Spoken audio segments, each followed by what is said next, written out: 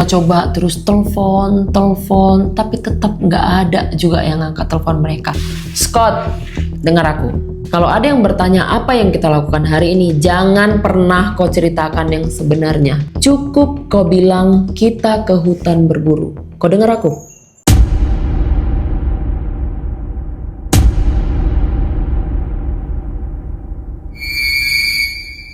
Halo Wak, terima kasih udah mau singgah di videoku. Malam ini aku kembali lagi untuk membawakan sebuah cerita kasus kriminal yang terjadi pas di malam Natal, Wak. Kasus ini terjadi di Amerika Serikat pada tahun 2002 lalu. Tindak kriminal ini menimpa satu keluarga yang dikenal sebagai Hoover Family. Kehidupan mereka awalnya biasa aja, Wak. Seperti orang-orang Amerika pada umumnya, tenang dan sederhana. Sampai di suatu ketika pihak kepolisian menemukan satu keluarga ini sudah tidak bernyawa. Di awal-awal penyelidikan, pihak kepolisian sempat kesulitan dalam mencari pelaku nyawa dan sempat beberapa kali salah tangkap orang. Sampailah sebuah petunjuk muncul dari seseorang yang berusaha menutupi kasus ini. Seperti apa ceritanya? Biar kalian tidak penasaran, sekarang kita masuk ke ceritanya.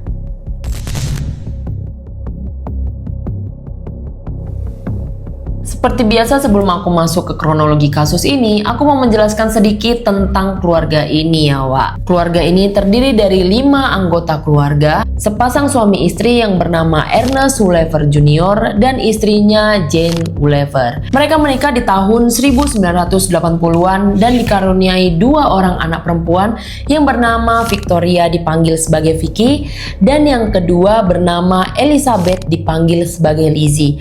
Pada saat kejadian itu, Vicky ini sudah memiliki anak perempuan yang berusia 9 bulan yang bernama Baby Madison, Wak. Tapi Vicky ini udah bercerai dengan ayahnya Madison yang bernama Francisco Ramos. Dan saat itu juga Vicky sudah bertunangan dengan seorang pria yang bernama Jeff Martin. Nah, jadi si Jeff ini yang bakal menjadi calon bapak tirinya si Madison ya, Wak. Awalnya keluarga ini baik-baik saja, Wak, sampai pada akhirnya kedua orang tua mereka memutuskan untuk bercerai. Perceraian mereka ini sempat membuat Jane terpuruk. Sejak perceraian itu, Vicky dan Lizzie memutuskan untuk ikut mamanya, Wak, agar mereka bisa menemani dan menghibur mamanya. Dan memang dari awal pun, sebelum orang tuanya ini memutuskan untuk bercerai, kedua anak mereka ini memang lebih dekat sama mamanya, nggak dekat orang ini sama bapaknya, Wak. Jane, Vicky, Lizzie, dan Baby Madison tinggal di sebuah rumah yang berada di Middleton, Pennsylvania. Sementara bapak orang ini tinggal di rumah orang tuanya yang berada di Saint Benedict. Kehidupan mereka berempat ini pun mulai membaik, Wak, karena memang mereka saling support satu dengan yang lain. Mereka punya kebiasaan setiap malam Natal pasti kumpul di rumah opung dari mamanya yang berada di Johnstown. Nah, jarak dari rumah mereka ke rumah opungnya ini hanya sekitar 2,5 jam aja, Wak. Jadi setiap Natal biasanya si Ernest, si Jane, si Vicky, si Lizzie, dan si Baby Madison pasti kumpul nih di rumah bapak mamanya si Jane. Sampailah di hari Natal tahun 2002 berbeda dari sebelumnya. Di tahun ini hanya Jane, Vicky, Lizzie, dan Baby Madison saja yang akan pulang ke Johnstown. Nah, biasanya di tanggal 24 Desember pagi mereka ini udah sampai, Wak, di Johnstown. Tapi kali ini enggak. Mamanya Jane yang sudah menantikan kedatangan mereka pun khawatir. Kok sampai sekarang Jane dan cucu-cucuku belum nyampe juga ya? Padahal situasinya udah mulai larut malam nih. John dan Mary nelponi Jane nggak diangkat. Nelponi si Vicky nggak diangkat. Nelpon si Lizzie pun sama, nggak diangkat. Nelpon si Madison yang nggak bisa, Wak, masih bayi, nggak punya HP ya kan. Mereka coba terus telepon, tapi tetap nggak ada juga yang ngangkat telepon mereka. Karena panik, Joe dan Mary ini inisiatif lawat nelpon polisi. Dengan panik mereka bilang, "Halo, malam Pak, lapor Pak. Ini anakku dan cucu-cucuku kok belum nyampe juga di rumah kami ya. Harusnya dari pagi tadi mereka udah nyampe loh Pak. Orang ini cuma dari Middleton kok, nggak jauh. Tapi ini udah malam, nggak nyampe-nyampe juga orang itu ke Johnstown. Udah kami telponi juga orang itu, tapi nggak ada yang ngangkat telepon kami. Tolonglah Pak, dicek ke rumah orang itu Pak. Perasaan kami nggak nggak enak, katanya gitu. Pada saat itu polisi jawab, Wak, tenang dulu ya Bu ya, ini kan malam Natal, mungkin aja anak dan cucu ibu itu lagi kejebak macet, makanya belum nyampe. Tunggu aja dulu ya, mana tahu bentar lagi nyampe. Nanti kalau semisalnya belum nyampe juga, hubungi lagi aja kami biar kami cek rumahnya ya Bu ya, katanya gitu. Joe dan Mary pun mikir, wah, oh iya juga, betul. Ini kan harus mudik, mudah-mudahan mereka memang betul kejebak macet ya. Udahlah, kita tunggu sampai besok pagi, katanya. Keesokan harinya 25 Desember 2002, Jane dan anak-anaknya pun nggak nyampe-nyampe ke Johnstown. Joe dan Mary baliklah lagi nelpon polisi. Dan di hari yang sama, pukul 7 pagi, polisi pun langsung bergerak ke rumah Jane yang ada di Middleton. Sesampainya di sana, polisi pun mulai ngetok rumah mereka. Halo, permisi, katanya gitu. Tapi nggak ada jawaban sama sekali. Waktu mereka mengintip ke dalam rumah melalui jendela pun tidak ada aktivitas di rumah itu. Polisi pun mulai mencar ke sekeliling rumahnya Jane. Ketika sampai di belakang rumah, mereka melihat ada satu jendela yang rusak, Wak. Nah, posisi jendela ini persis di samping pintu belakang garasi rumahnya Jane. Ketika melihat jendela itu, polisi udah mikir sebenarnya, wah, ini dibobol ini, bukan kerusakan seperti biasanya ini, pikirnya gitu. Tapi mereka ini kan bertugas untuk mengecek orang si Jane kan. Mereka singkirkanlah pikiran itu. Mereka ketuk lagi, Wak, pintu belakang ini, tapi nggak ada jawaban. Tetap nggak ada jawaban. Setelah beberapa kali mengetuk, polisi mencoba membuka handle pintunya. Rupanya nggak dikunci, Wak. Masuklah mereka ke dalam rumah dan ternyata pintu itu menghubungkan ke sebuah lorong yang menuju ke arah dapur. Sesampainya polisi di dapur, disinilah mereka melihat pemandangan yang sangat-sangat mengejutkan, Wak. Polisi melihat ada seorang wanita yang sudah terkujur kaku di lantai dengan bersimbah darah. Jane, Wak, itu Jane, mamanya si Vicky. Tidak lama polisi melihat jasadnya Jane, tiba-tiba terdengar suara tangisan bayi dari lantai 2 rumah itu. Dengan cepat mereka berlari ke atas dan kembali melihat pemandangan yang kurang lebih sama seperti di dapur tadi, Wak. Mereka melihat Vicky sudah terkujur kaku dan bersimbah darah juga. Vicky terkapar sambil menggendong baby Madison di lengannya. Syukurnya, berbeda dengan Vicky yang sudah kehilangan nyawanya, baby Madison justru tidak memiliki luka sama sekali. Jadi si pelaku ini seperti sengaja hanya menghilangkan nyawanya Vicky saja. Baby Madison tetap dibiarkannya hidup. Ketika dicek, baby Madison hanya mengalami sedikit dehidrasi. Dengan cepat, polisi langsung mengevakuasi baby Madison dan menyerahkannya ke pihak medis untuk segera ditangani. Setelah memastikan baby Madison aman, polisi kembali lagi untuk memeriksa seluruh bagian rumahnya Jane. Jane dan Vicky kan udah ketemu nih, Wak. Berarti satu lagi, Lizzie. Karena mereka mendapati jasadnya Vicky di depan kamarnya Lizzie, polisi pun segera membuka kamarnya Lizzie untuk mengecek ke dalam kamar itu. Rupanya disitulah mereka melihat pemandangan yang sama kayak mama sama kakaknya. Lizzie sudah bersimbah darah di atas tempat tidurnya, Wak. Karena sudah menemukan 3 jasad, mamanya di dapur, si Vicky depan kamar adiknya, dan si Lizzie di atas tempat tidur dalam keadaan sudah tidak bernyawa, pastilah polisi bisa langsung memutuskan kalau ini adalah tindak kriminal penghilangan nyawa. Tanpa menunda-nunda lagi, mereka pun langsung melakukan penyelidikan, Wak. Sekarang kita masuk ke penyelidikannya.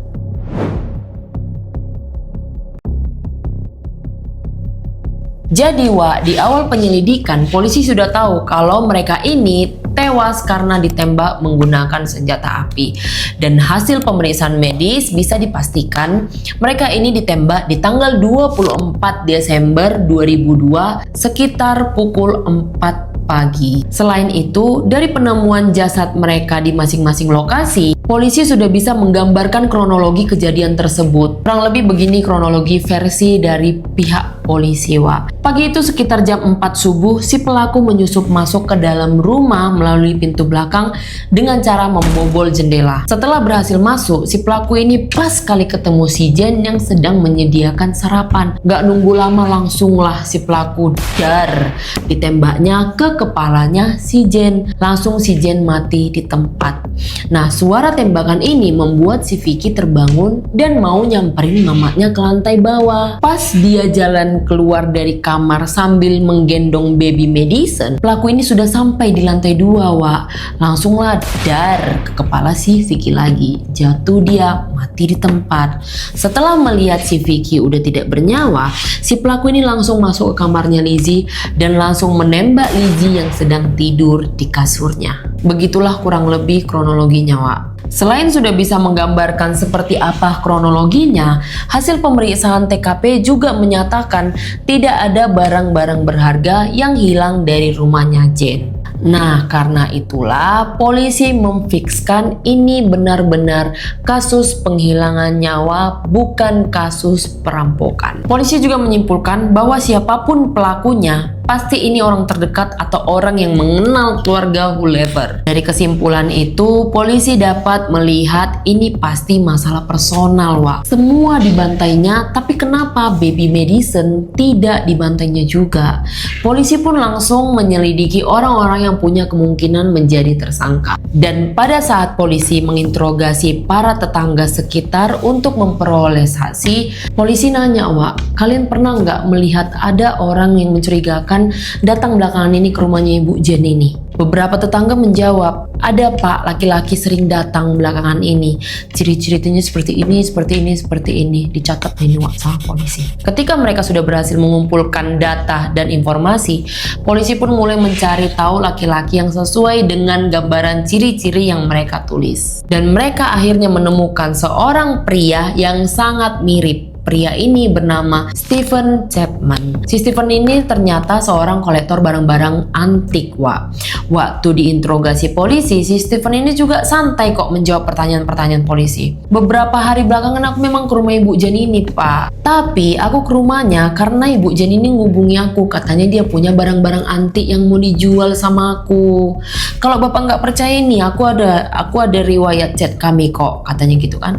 Mendengar penjelasan itu, polisi pun mengusut, Wak. Benar nggak penjelasan si Stephen ini seperti itu adanya, dan ternyata benar. Penyelidikan Stephen pun dihentikan, bebas dia, Wak. Polisi pun mulai mutar otak lagi, Wak. Kira-kira siapa pelakunya gitu kan. Pada saat itu kecurigaan mereka mengarah ke seorang laki-laki yang merupakan ayah kandungnya baby Madison, mantannya si Vicky, Francisco Ramos. Masih ingat kalian kan? Kecurigaan mereka ini bukan tidak mendasar, Wak, karena satu-satunya yang selamat dari kejadian ini hanya baby Madison saja. Jadi mereka mikir karena ini anaknya, yang gak diapa-apain sama dia. Untuk mengetahui jawaban dari misteri ini, polisi pun menginterogasi si Ramos. Setelah bertanya ini itu, ternyata sama kayak Stephen, Wak. Ramos punya alibi yang sangat kuat bahwa dia tidak ada hubungannya sama sekali di kasus ini. Dah bebas lagi si Ramos. Setelah beberapa kali salah menebak pelaku, saat ini kecurigaan polisi hanya mengarah ke satu orang, yaitu Ernest, mantan suaminya Jen. Polisi mencurigai Ernest karena ketika mereka mencari tahu data-data perceraiannya dengan Jen, disitulah polisi menemukan fakta-fakta yang mengatakan bahwa alasan Jen menceraikan Ernest karena si Ernest ini kasar kali, Wak. Dan Ernest juga suka melakukan hal-hal yang tidak senonoh kepada anak-anak mereka. Nah, karena kebiasaan buruk si Ernest inilah yang membuat si Ernest dilarang untuk bertemu Jen dan anak-anaknya. Bahkan tuduhan itu sempat membuat Ernest harus ditahan selama beberapa bulan di penjara. Ernest ditahan pada bulan Juli 2002 di tahun yang sama dengan tragedi itu, Wak. Dan Ernest dibebaskan setelah membayar uang jaminan.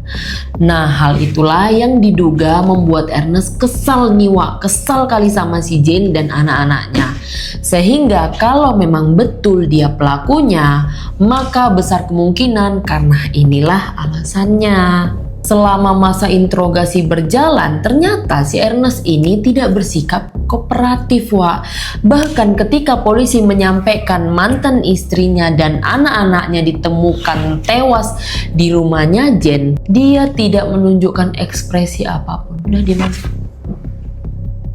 Diam aja dia, Wak. Kaget enggak, nangis enggak, apapun enggak. Justru dengan santai dia menjawab, "Oh, jadi kalian manggil aku karena kalian curiga sama aku?" Iya. No, tanya aja sama si Scott, adikku. Pergi berburu kok kami malam itu sama dia ke hutan. Kalau nggak percaya, tanyalah, tanya. Mendengar ucapan Ernest, polisi langsung memanggil Scott untuk memverifikasi keterangan si Ernest ini. Jawaban adiknya sama, Wak, kayak si Ernest. "Iya, Pak, benar. Kami kemarin memang pergi ke hutan berburu," katanya gitu. Tapi, Wak, mendengar penjelasan adiknya si Ernest ini, polisi malah makin curiga. Kok kayaknya ada yang aneh ya di sini ya. Kemudian polisi inisiatif lah membawa si Scott ini ke satu ruangan untuk melakukan interogasi ulang. Ketika mereka sampai di ruangan itu, polisi pun mulailah ngomong sama si Scott. "Nih, kau lihat foto mantan kakak iparmu sama ponakanmu ini. Kau tengok bagus-bagus. Kami tahu kamu sebenarnya menyembunyikan sesuatu. Gak kasihan kau melihat keadaan orang ini nih ditemukan TKP kayak gini." Berbeda dengan ekspresi Scott waktu pertama interogasi, kali ini Scott kaget, Wak. "Ngeri kali, bah." Dilihatnya foto itu satu-satu, dilihatnya foto itu satu-satu. Tiba-tiba dia nangis, Wak. "Baik, Pak, aku akan menceritakan semuanya," kata si Scott. "Di tanggal 23 Desember lalu, malam itu aku sama abangku sedang ada di bar. Kami minum sampai kami mabuk, Pak. Abangku bilang dia rindu kali sama anjing peliharaannya, tapi anjing ini masih di rumah si Jen. Jadi minta tolonglah dia, Pak, sama aku untuk mengantarkan dia ke rumah si Jen untuk menjemput anjing ini. Awalnya sebenarnya aku udah ngomong samanya, Pak, karena kan dia dilarang ke rumah si Jen perkara kasusnya kemarin. Nanti malah jadi masalah lagi," ku bilang kayak gitu. "Tapi karena sudah terlalu banyak minuman yang kutunggu, aku pun mau lah, Pak, nemani abangku ini ke rumah si Jen. Tapi aku ya yang bawa mobil," ku bilang sama abangku. Singkat cerita, setelah sekitar 2,5 jam perjalanan dari Saint Benedict ke Middleton, sampailah kami di komplek rumahnya Jen, Pak, sekitar jam 4 pagi.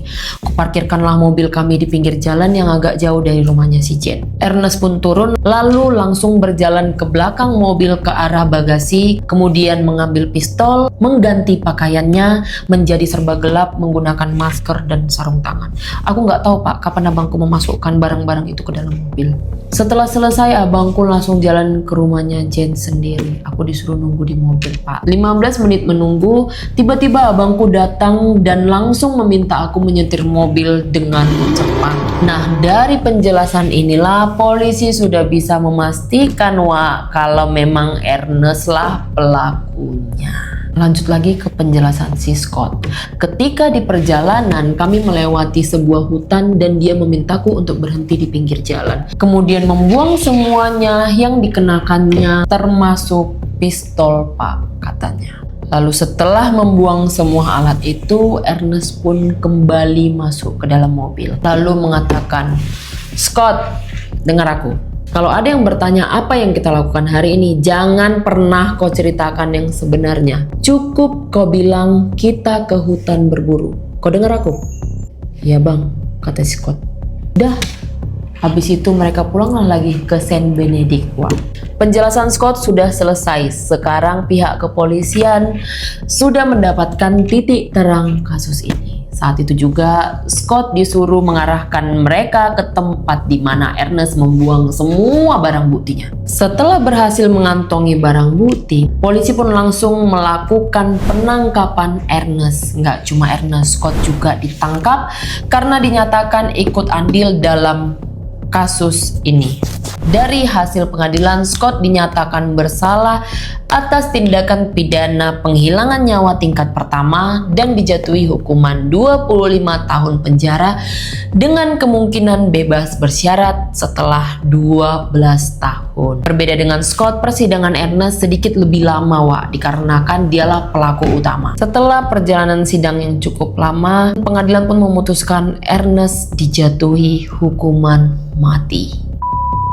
itulah tadi cerita tentang kasus Hoover Family. Semoga para korban ditempatkan di sisi terbaik dan mudah-mudahan jangan pernah terulang lagi hal-hal seperti ini ke depannya ya Wak ya. Kita kasih doa terbaik saja. Sampai di sini cerita kita malam ini. Kalau ada saran-saran atau ide-ide aku mau bahas apa di next video, kalian boleh komen di bawah. Kalau kalian suka dengan video ini, jangan lupa pencet tombol like-nya, pencet tombol subscribe dan lonceng notifikasi supaya kalian dapat notifikasi kalau aku upload video baru ya Wak. Masih banyak informasi menarik dan menegangkan yang pengen kali ku share buat kalian. Sampai ketemu di video berikutnya Wak. Dadah.